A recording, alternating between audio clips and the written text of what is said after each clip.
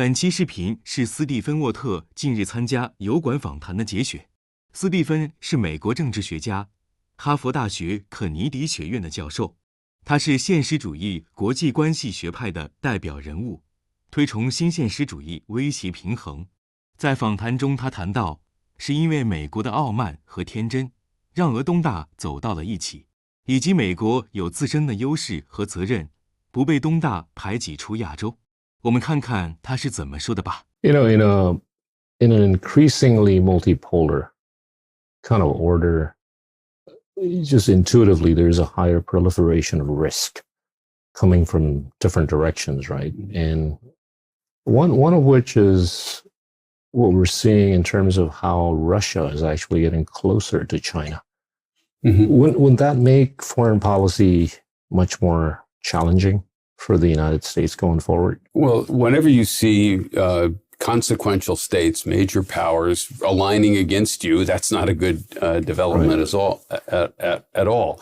And of course, one of the reasons Russia and China have moved closer together has been American policy. We've been trying to get tough with both countries, with Russia for a long time, and surprise, surprise, these two countries start collaborating with each other. The same way, of course, we collaborated with China back in the Cold War when we were both worried about the Soviet Union. This is balance of power politics operating.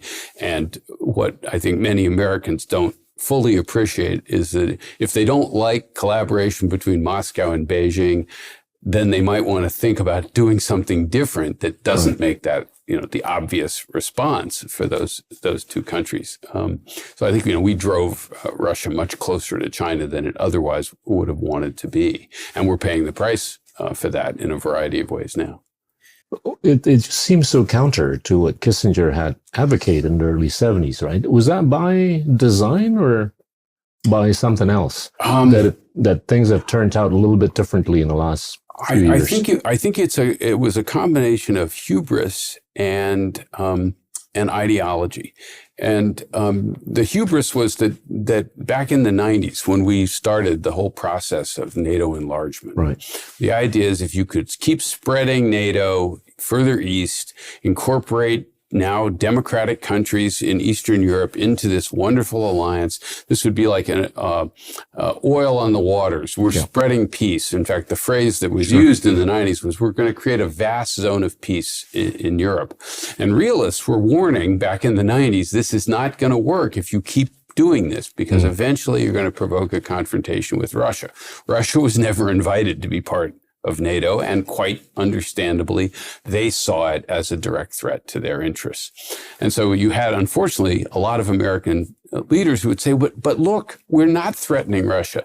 Expanding NATO has nothing to do with that. And they, of course, completely missed the fact that it didn't matter what we thought our intentions were.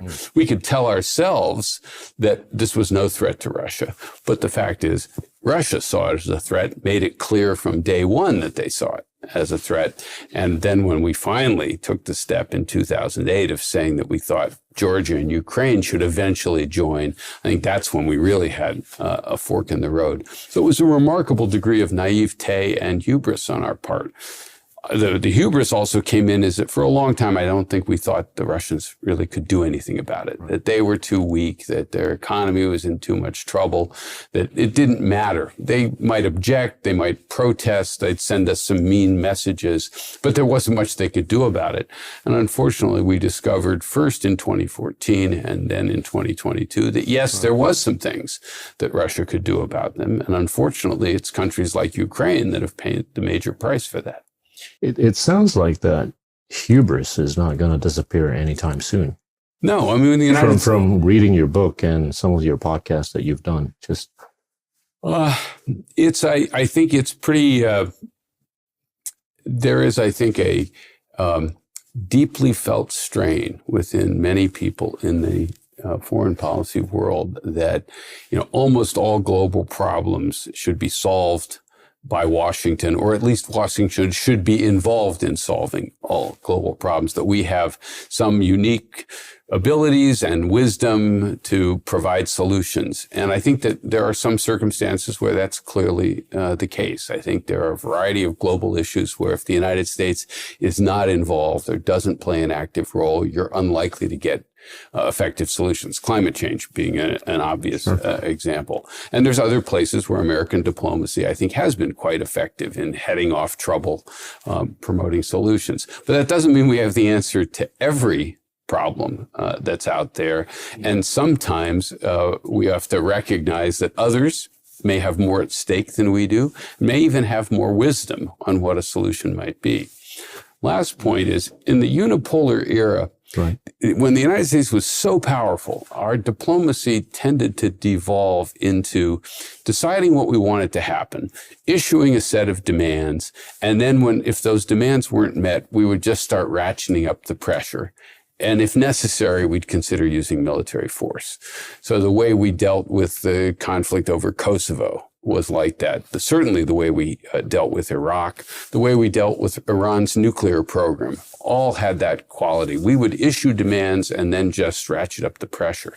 We never acknowledged that in order to get a real deal with almost any country, even countries that are weaker than we are, you have to have some degree of give and take. There has to be something in it for them, or they'll either reject our demands, or even if they accept them temporarily, they'll look for ways to get out of them down the road.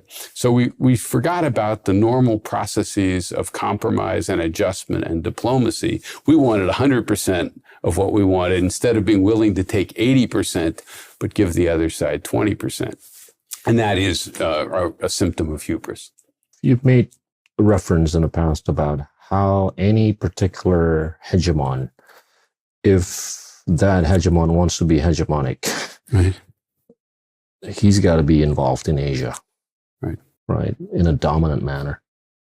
Who do you think? I mean, I want to juxtapose this with what Lee Kuan Yew had aptly pointed out, that I think China is out to dislodge the U.S. as the influential or dominant power in Asia. Right.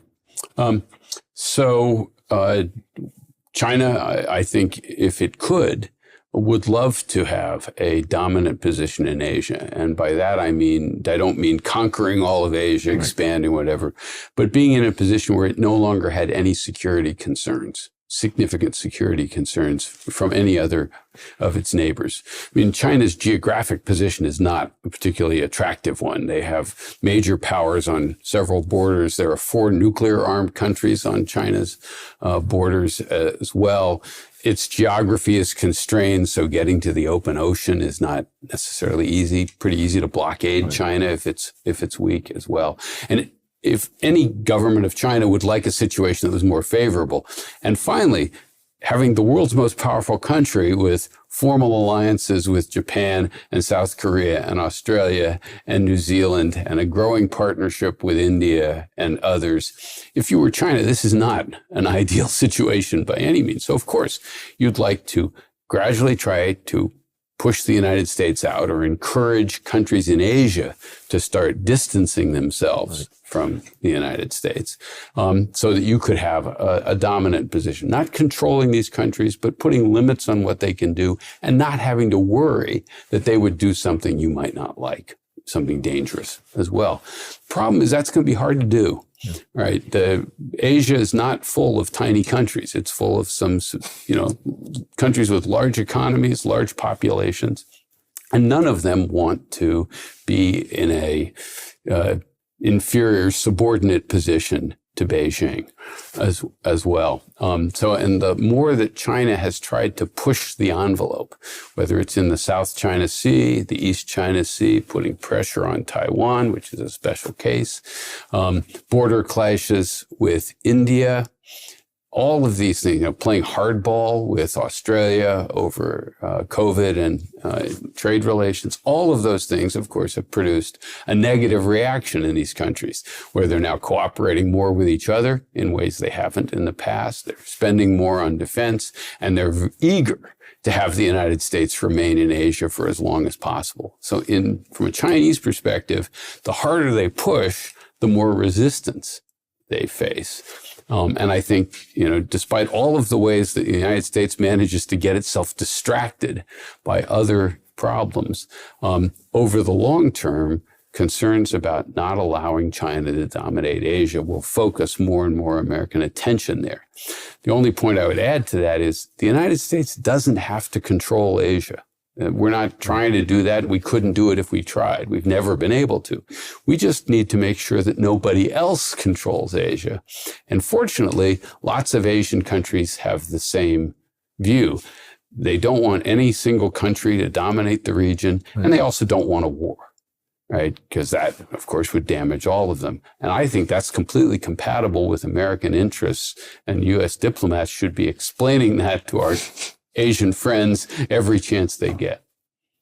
Last one. You've been an advocate for offshore balancing strategy, sort of like what Nixon, had advocated quite a long time ago. Is that a realistic, ask? Yeah, no, I think that's where we're headed, and I think that's where we should be headed, where we recognize that the United States, for historical reasons, is in this very favorable position.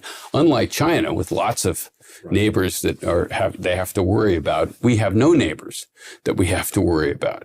That's one of the reasons the United States can wander all over the world getting into trouble. We don't have to worry about Canada attacking us or anything like that.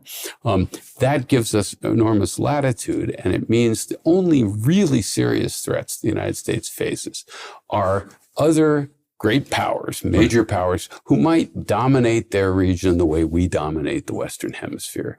And if they did, then they would be free to roam around the world, getting into trouble. They might even try to build influence, maybe form alliances with countries near the United States, which we would find very uncomfortable. So the United States has, I think, for many years, really since the beginning of the 20th century, tried to prevent any other country from, say, dominating all of Europe, dominating all of Asia. That's why we entered World War I and World War II. When we've departed from that, we've usually gotten into trouble, right? When we invading Iraq being a good, but when we stick to those basic goals, which are not automatic, but they're relatively easy to do, then we usually succeed. And the trick is making sure that our partners in either Europe or Asia, pull their fair share of the burden, right? And so we have constant arguments with our friends in Asia and our friends in Europe about who's doing enough. I think right now we're in a position where we should be doing a little bit less in Europe, maybe a lot less in Europe, and focusing more attention on Asia, because from a geopolitical point of view, the long-term challenge to the United States is in Asia, not in Europe.